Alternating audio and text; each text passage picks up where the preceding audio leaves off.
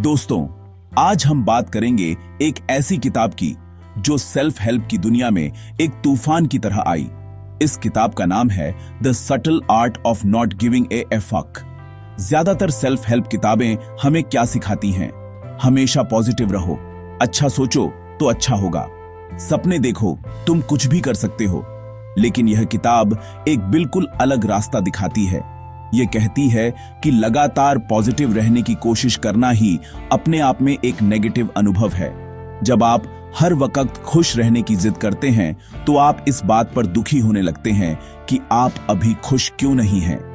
यह एक जाल है जिसे लेखक the feedback loop from hello कहते हैं। यह किताब हमें सब कुछ अच्छा है का झूठा दिलासा नहीं देती। यह जिंदगी की कड़वी सच्चाई को स्वीकार करने की बात करती है। लेखक मार्क मैनसन कहते हैं कि जिंदगी में दर्द और समस्याएं हमेशा रहेंगी, इनसे भागा नहीं जा सकता। असली खुशी इन समस्याओं से छुटकारा पाने में नहीं, बल्कि सही समस्याओं को चुनने में है। नॉट गिविंग अ फक का मतलब यह नहीं है कि आप लापरवाह हो जाएं या किसी की परवाह न करें। इसका असली मतलब है यह समझना कि आपको अपनी ऊर्जा, अपना ध्यान कहां लगाना है। आपको यह चुनना होगा कि कौन सी चीजें आपके लिए सच में मायने रखती हैं और किन फालतू चीजों की परवाह करना बंद कर देना है। सोचो, अगर आप हर छोटी छोटी बात पर परेशान होने लगे, किसी ने आपको सोशल मीडिया पर लाइक नहीं किया, कोई आपसे आगे निकल गया, किसी ने आपकी बुराई कर दी, तो आपकी सारी एनर्जी इन्हीं चीजों में खत्म हो जाएगी। यह किताब हमें अपनी वैल्यूज यानी अपने जीवन के उसूलों को ठीक करने के लिए कहती है। जब आपके उसूल सही होते हैं तो आप अपने आप उन चीजों की परवाह करना छोड़ देते हैं जो जरूरी नहीं है। आप सिर्फ उन बातों पर ध्यान देते हैं जो आपकी जिंदगी को एक सही मतलब देती हैं। यह किताब आपको गुलाब के फूलों का बगीचा नहीं, बल्कि कांटों के बीच चलना सिखाती है, और यही इसकी सबसे बड़ी ताकत है। यह किताब एक दोस्त की तरह है जो आपको मीठी मीठी बातें नहीं सुनाता, बल्कि शीशा दिखाता है। वह आपको बताता है कि आप हमेशा सही नहीं हो सकते, आप हमेशा जीत नहीं सकते, और यह बिल्कुल ठीक है। जिंदगी में हारना, गलतियां करना और दुखी होना भी उतना ही जरूरी है जितना कि जीतना और खुश होना। यह किताब आपको कमजोर बनाने के लिए नहीं, बल्कि मानसिक रूप से और ज्यादा मजबूत बनाने के लिए है। यह आपको सिखाती है कि कैसे जिंदगी की मुश्किलों को गले लगाकर बिना डरे एक सार्थक और सच्ची जिंदगी जी जाए। यह पॉजिटिविटी का दिखावा करने की जगह मुश्किलों को स्वीकार करने की हिम्मत देती है। आसान है। किताब का पहला बड़ा आइडिया है डोंट ट्राई, यानी कोशिश मत करो। यह सुनने में बहुत अजीब लगता है ना? हमें तो हमेशा सिखाया गया है कि कोशिश करते रहो, मेहनत करो। लेकिन यहां लेखक का मतलब यह नहीं है कि आप कुछ भी करना छोड़ दो और आलसी बन जाओ। इसका गहरा मतलब है, लेखक कहते हैं कि जो इंसान किसी चीज को पाने के लिए बहुत ज्यादा कोशिश करता है, इसका मतलब है कि उसे अंदर से यह यकीन है कि वह चीज उसके पास नहीं है। जैसे जो इंसान हर किसी को यह दिखाने की कोशिश करता है कि वह बहुत अमीर है, असल में वह अपनी गरीबी को लेकर इनसिक्योर है। जो हर पार्टी में सबसे ज्यादा खुश दिखने की कोशिश करता है, शायद वह अंदर से सबसे ज्यादा अकेला है। यह बैकवर्ड्स लॉ या उल्टे नियम पर आधारित है। यह नियम कहता है कि आप जितना ज्यादा किसी पॉजिटिव चीज का पीछा करते हैं, वह आपसे उतना ही दूर भागती है। आप जितना ज्यादा खुश रहने की कोशिश करेंगे, उतना ही नाखुश महसूस करेंगे। आप जितना ज्यादा आत्मविश्वास से भरपूर दिखना चाहेंगे, उतना ही ज्यादा इनसिक्योर महसूस करेंगे। इसके बजाय लेखक कहते हैं कि नेगेटिव को स्वीकार करो। जब आप यह मान लेते हैं कि हां, मुझे डर लग रहा है, या हां, मैं अभी दुखी हूं, तो वह डर और दुख आप पर हावी होना बंद कर देता है। आप उसे स्वीकार करके उससे आगे बढ़ जाते हैं। तो कोशिश न करने का असली मतलब है परिणाम की परवाह किए बिना काम करना। इसका मतलब है दिखावा करने की कोशिश न करना। इसका मतलब है जो आप नहीं हैं वह बनने की कोशिश न करना। जब आप अपनी सच्चाई को, अपनी कमियों को स्वीकार कर लेते हैं, तो आप पर बेहतर बनने का दबाव खत्म हो जाता है। आप बस उस काम पर ध्यान देते हैं जो आपके सामने है। एक अच्छा स्टूडेंट यह दिखाने की कोशिश नहीं करता कि वह होशियार है, वह बस पढ़ता है। एक सच्चा कलाकार यह साबित करने की कोशिश नहीं करता कि वह महान है, वह बस अपनी कला बनाता है। कोशिश प्रोसेस पर होनी चाहिए, दिखावे पर नहीं। इस आइडिया को अपनी जिंदगी में उतारना बहुत आसान है। अगली बार जब आप किसी चीज को लेकर घबराएं या परेशान हो, तो खुद से यह कहने की कोशिश न करें कि सब ठीक है। इसके बजाय उस भावना को महसूस करें, स्वीकार करें कि हां, मुझे घबराहट हो रही है। आप देखेंगे कि उस भावना को स्वीकार करते ही उसकी पकड़ आप पर ढीली पड़ जाएगी। आपको अपनी कमियों से लड़ना नहीं है, उन्हें अपनाना है। जब आप कोशिश करना छोड़ देते हैं, तो आप असल में काम करना शुरू कर देते हैं। यही डोंट ट्राई का गहरा और शक्तिशाली संदेश है। आसान है। किताब का एक और चौंकाने वाला विचार है, खुशी कोई मंजिल नहीं है, यह एक समस्या है। हम सब क्या चाहते हैं? एक ऐसी जिंदगी जिसमें कोई समस्या न हो, कोई दुख न हो, बस आराम और खुशी हो। लेकिन मार्क मैनसन कहते हैं कि ऐसी जिंदगी न तो मुमकिन है और न ही अच्छी। जिंदगी का मतलब ही समस्याएं हैं। आप एक समस्या को सुलझाते हैं तो दूसरी आ जाती है। आप एक अच्छी नौकरी पा लेते हैं तो काम का स्ट्रेस आ जाता है। आप शादी कर लेते हैं तो रिश्ते को निभाने की जिम्मेदारियां आ जाती हैं। समस्याएं कभी खत्म नहीं होती, बस उनका रूप बदल जाता है। तो फिर खुशी क्या है? लेखक के अनुसार खुशी समस्याओं को सुलझाने में है, उनसे भागने में नहीं। जब आप किसी मुश्किल काम को पूरा करते हैं, किसी चुनौती को पार करते हैं, तो जो संतुष्टि मिलती है वही असली खुशी है। एक स्टूडेंट जब मुश्किल परीक्षा पास करता है तो उसे खुशी मिलती है। एक एथलीट जब दर्द सहकर रेस जीतता है तो उसे खुशी मिलती है। खुशी उस संघर्ष के बाद मिलने वाला इनाम है। अगर जिंदगी में कोई संघर्ष ही नहीं होगा तो खुशी का भी कोई मतलब नहीं रह जाएगा। इसलिए समस्याओं से रहित जीवन की कामना करना बेवकूफी है। असली सवाल यह नहीं है कि मैं अपनी जिंदगी से सारी समस्याएं कैसे खत्म करूं। असली सवाल यह है कि मैं अपनी जिंदगी में कौन सी समस्याएं चाहता हूं। आप किस तरह का दर्द सहने के लिए तैयार हैं? क्या आप एक बड़ा बिजनेस बनाने के लिए 18 घंटे काम करने का स्ट्रेस और अनिश्चितता का दर्द सहना चाहते हैं, या आप एक 9 से 5 की सुरक्षित नौकरी में बोरियत और सीमित ग्रोथ का दर्द सहना चाहते हैं? दोनों में दर्द है, दोनों में संघर्ष है। आपको बस यह चुनना है कि कौन सा संघर्ष आपके लिए ज्यादा मायने रखता है। खुशी सही समस्याओं को चुनने में है।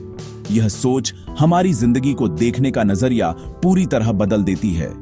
हम समस्याओं को दुश्मन समझना बंद कर देते हैं और उन्हें जिंदगी का एक जरूरी हिस्सा मानने लगते हैं। जब आपके जीवन में कोई मुश्किल आती है तो आप यह नहीं सोचते कि मेरे साथ ही ऐसा क्यों होता है।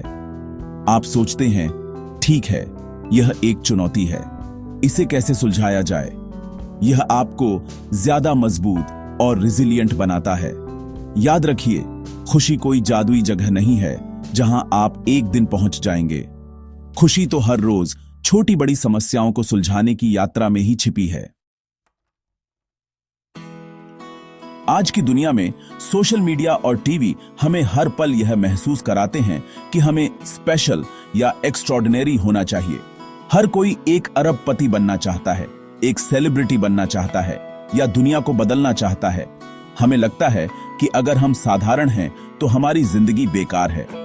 मार्क मैनसन इस सोच पर कड़ा प्रहार करते हैं। वह कहते हैं, आप स्पेशल नहीं हैं, और यह कोई बुरी बात नहीं है, बल्कि यह एक बहुत बड़ी राहत की बात है। सच्चाई यह है कि हम में से ज्यादातर लोग अपनी पूरी जिंदगी साधारण ही रहेंगे। हम इतिहास की किताबों में नहीं जाएंगे, और यह बिल्कुल ठीक है। यह एंटाइटलमेंट या हक जताने की भावना बहुत खतरनाक है। जब हमें लगता है कि हम स्पेशल हैं, तो हम यह उम्मीद करने लगते हैं कि दुनिया हमारे हिसाब से चले। जब ऐसा नहीं होता तो हम निराश और क्रोधित हो जाते हैं। हम सोचते हैं, मैं इतना महान हूं, फिर भी मेरे साथ अच्छा क्यों नहीं हो रहा। यह सोच हमें जिंदगी की सच्चाइयों का सामना करने से रोकती है। हम यह भूल जाते हैं कि सफलता और खुशी के लिए मेहनत और संघर्ष करना पड़ता है। हम बस यह उम्मीद करते हैं कि चीजें हमें आसानी से मिल जाएं, क्योंकि हम तो स्पेशल हैं। साधारण होने को स्वीकार करने में एक अद्भुत आजादी है। जब आप यह मान लेते हैं कि आप कोई अनोखे व्यक्ति नहीं हैं, तो आप पर से दुनिया का सबसे अच्छा बनने का दबाव हट जाता है। आप छोटी छोटी चीजों में खुशी ढूंढना शुरू कर देते हैं। आप दूसरों से अपनी तुलना करना बंद कर देते हैं। आप बस अपनी जिंदगी को अपने तरीके से जीने पर ध्यान देते हैं। आप एक अच्छे दोस्त, एक अच्छे पार्टनर, एक अच्छे माता पिता बनने की कोशिश करते हैं। आप अपने काम को ईमानदारी से करते हैं। यही साधारण चीजें जिंदगी को असाधारण बनाती हैं।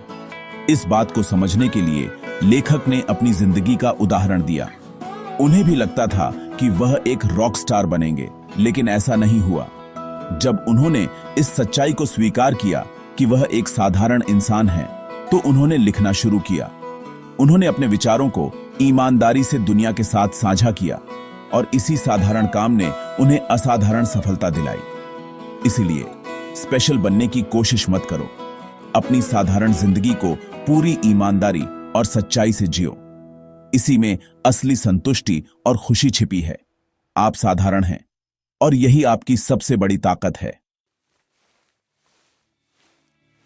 किताब का एक सबसे शक्तिशाली अध्याय जिम्मेदारी के बारे में है। लेखक कहते हैं कि हमारे साथ जो कुछ भी होता है उसके लिए हम हमेशा जिम्मेदार होते हैं। अब आप कहेंगे, यह कैसे हो सकता है? अगर कोई मेरे साथ धोखा करे तो इसमें मेरी क्या गलती? अगर मेरा एक्सीडेंट हो जाए तो इसमें मेरी क्या गलती? यहां लेखक फॉल्ट यानी गलती और रिस्पॉन्सिबिलिटी यानी जिम्मेदारी के बीच एक बहुत जरूरी फर्क बताते हैं। हो सकता है कि आपके साथ जो बुरा हुआ उसमें आपकी गलती ना हो, लेकिन उस घटना के बाद आप कैसा महसूस करते हैं, आप क्या कदम उठाते हैं, इसकी जिम्मेदारी हमेशा आपकी होती है। मान लीजिए आपके दरवाजे पर कोई एक नवजात बच्चा छोड़ जाता है। इसमें आपकी कोई गलती नहीं है, आपने यह नहीं किया, लेकिन अब वह बच्चा आपके दरवाजे पर है। अब यह आपकी जिम्मेदारी है कि आप क्या करेंगे। क्या आप पुलिस को बुलाएंगे? क्या आप उसे अंदर लाएंगे? क्या आप उसे अनदेखा कर देंगे? आप जो भी चुनेंगे वह आपकी जिम्मेदारी होगी और उसके परिणाम भी आपको ही भुगतने होंगे। जिंदगी भी हमारे दरवाजे पर हर रोज ऐसी ही समस्याएं छोड़ जाती हैं। उन समस्याओं के लिए हम दोषी नहीं हो सकते, लेकिन उनसे निपटने की जिम्मेदारी हमारी ही है। यह सोच हमें पीड़ित बनने से रोकती है। जब हम हर बुरी चीज के लिए दूसरों को या किस्मत को दोष देते हैं, तो हम अपनी ताकत किसी और के हाथों में दे देते हैं। हम कहते हैं, मैं दुखी हूं क्योंकि मेरे बॉस अच्छे नहीं हैं, या मैं सफल नहीं हो पा रहा क्योंकि मेरी किस्मत खराब है। इस तरह हम खुद को असहाय बना लेते हैं। लेकिन जिस पल हम जिम्मेदारी लेते हैं, हम अपनी ताकत वापस पा लेते हैं। हम कहते हैं, हाँ, मेरे बॉस अच्छे नहीं हैं, लेकिन यह मेरी जिम्मेदारी है कि मैं इस स्थिति में खुश कैसे रहूं या कोई नई नौकरी ढूंढूं। जिम्मेदारी लेना ही बदलाव की तरफ पहला कदम है। लेखक विलियम जेम्स की कहानी बताते हैं, जो एक समय पर बहुत निराश थे और आत्महत्या के बारे में सोचते थे। उन्होंने एक प्रयोग करने का फैसला किया।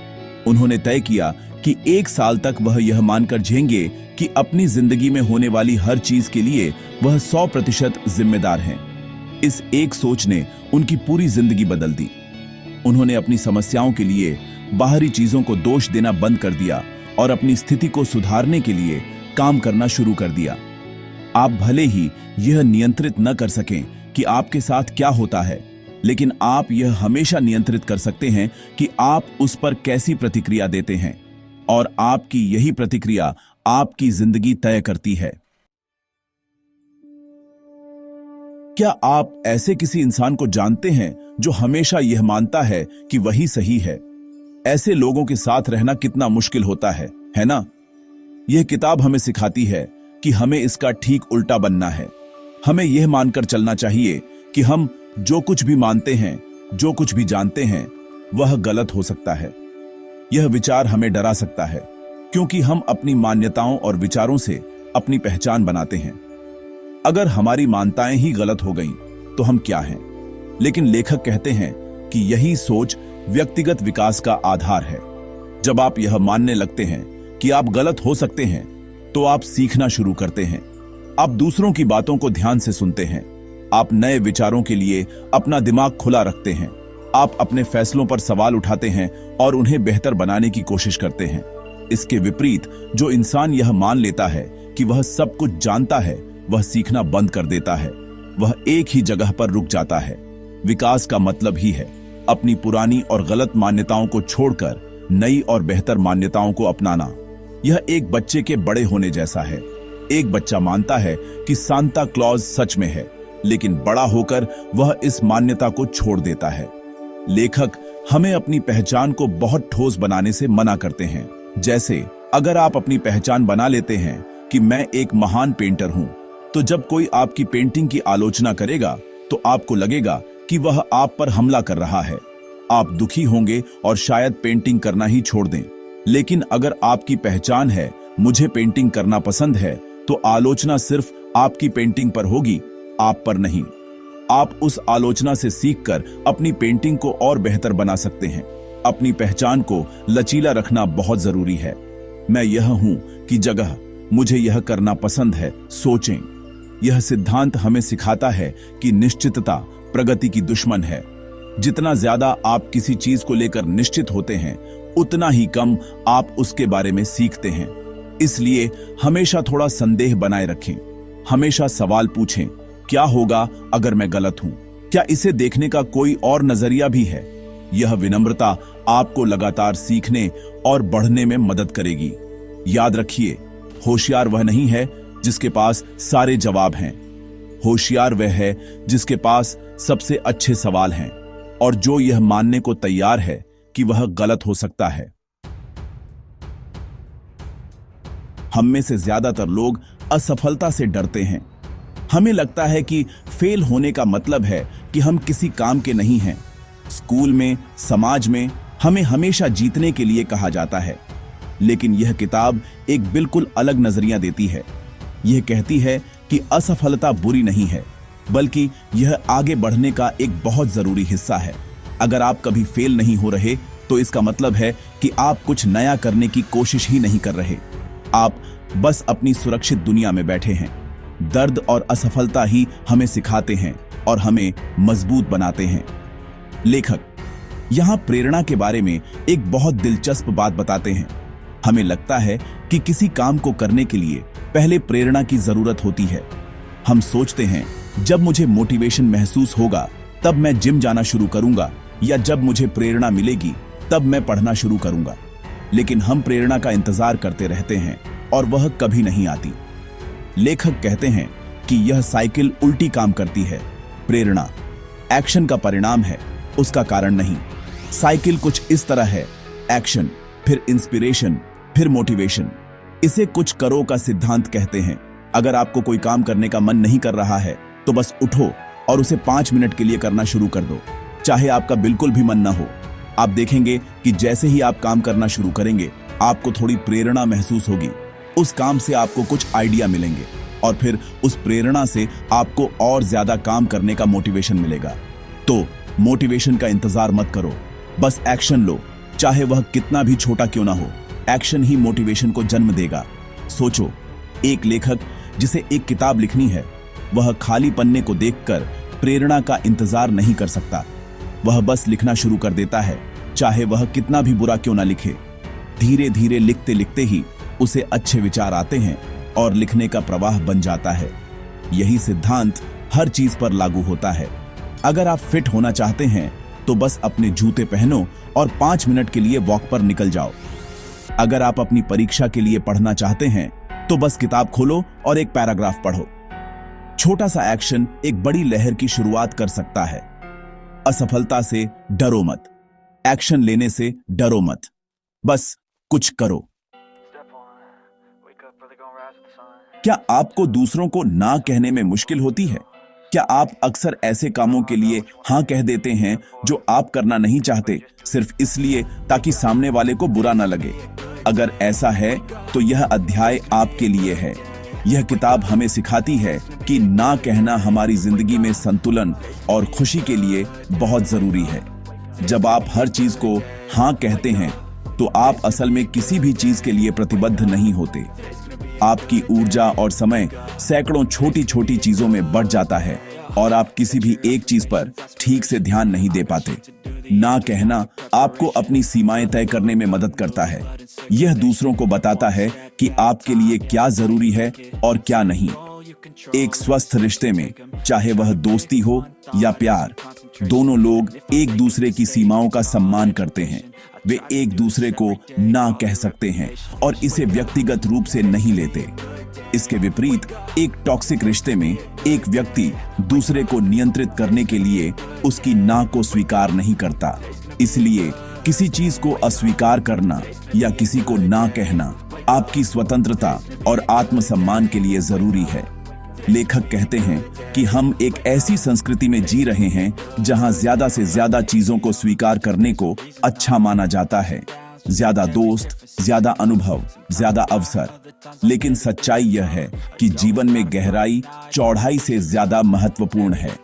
कुछ गहरी और सार्थक चीजों के लिए प्रतिबद्ध होना सैकड़ों सतही चीजों के पीछे भागने से बेहतर है, और किसी एक चीज के लिए प्रतिबद्ध होने के लिए आपको बाकी सब चीजों को ना कहना पड़ता है। अगर आप एक सफल एथलीट बनना चाहते हैं तो आपको देर रात की पार्टियों और जंक फूड को ना कहना होगा। तो ना कैसे कहें? ईमानदारी और सीधे तौर पर। बहाने बनाने या झूठ बोलने की जरूरत नहीं है। बस विनम्रता से बताएं कि आप यह काम नहीं कर सकते। शुरुआत में यह मुश्किल लग सकता है, लेकिन धीरे धीरे आप इसमें बेहतर हो जाएंगे। जब आप फालतू चीजों को ना कहना शुरू करते हैं तो आप उन चीजों के लिए जगह बनाते हैं जो सच में आपके लिए मायने रखती हैं। आप अपने समय और ऊर्जा के मालिक बन जाते हैं। याद रखिए, हर चीज को हाँ कहकर आप किसी को खुश नहीं कर रहे, बल्कि खुद को और अपनी प्राथमिकताओं को धोखा दे रहे हैं। एक चीज को हाँ कहने के लिए 1000 चीजों को ना कहना सीखें। किताब का अंतिम अध्याय हमें जीवन की सबसे बड़ी और अटल सच्चाई की याद दिलाता है, हमारी मौत। यह एक ऐसा विषय है जिसके बारे में हम सोचना या बात करना पसंद नहीं करते। हमें मौत से डर लगता है, लेकिन मार्क मैनसन कहते हैं कि मौत के बारे में सोचना डरावना नहीं, बल्कि आजादी देने वाला है। यह हमारी जिंदगी को एक सही परिप्रेक्ष्य देता है। जब हमें यह एहसास होता है कि हमारा समय सीमित है, तो हम अपनी जिंदगी को ज्यादा सावधानी और समझदारी से जीना शुरू कर देते हैं। मौत ही वह कसौटी है जो यह तय करती है कि हमारी जिंदगी में क्या जरूरी है और क्या फालतू। जब आप अपनी मृत्यु के बारे में सोचते हैं तो छोटी छोटी चिंताएं और परेशानियां अपने आप गायब हो जाती हैं। क्या तब इस बात से कोई फर्क पड़ेगा कि फेसबुक पर आपकी फोटो को कितने लाइक्स मिले? क्या तब इस बात का कोई महत्व होगा कि किसी सहकर्मी ने आपके बारे में क्या कहा? नहीं। मौत की सच्चाई हमें यह देखने में मदद करती है कि हमारी विरासत क्या होगी। हम लोगों के दिलों में कैसी यादें छोड़कर जाना चाहते हैं। यह सोच हमें अपने डर पर काबू पाने में भी मदद करती है। हम बहुत सी चीजें सिर्फ इसलिए नहीं करते क्योंकि हमें असफलता का, शर्मिंदगी का या लोगों की राय का डर होता है। लेकिन जब आप सोचते हैं कि एक दिन तो हम सब ने मर ही जाना है, तो ये डर बहुत छोटे लगने लगते हैं। आप उस मौके को लेना चाहते हैं। आप उस इंसान से अपने दिल की बात कहना चाहते हैं। आप वह यात्रा करना चाहते हैं जिसका आपने हमेशा सपना देखा है। मौत का एहसास हमें साहसी बनाता है क्योंकि हमारे पास खोने के लिए कुछ भी नहीं है। अंत में यह किताब हमें यही सिखाती है, अपनी सीमित जिंदगी में अपने सीमित समय और ऊर्जा को फालतू चीजों पर बर्बाद मत करो।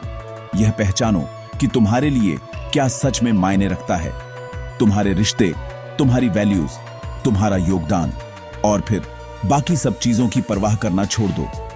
किताब का सबसे बड़ा सबक यही है, जिंदगी में दर्द और समस्याएं हमेशा रहेंगी, इसलिए बुद्धिमानी इसी में है कि आप अच्छी और सार्थक समस्याओं को चुनें। जीवन के लिए एक लाइन का टेक अवे, किस चीज की परवाह करनी है यह चुनना सीखो, क्योंकि जिंदगी बहुत छोटी है फालतू चीजों पर ध्यान देने के लिए। आसान है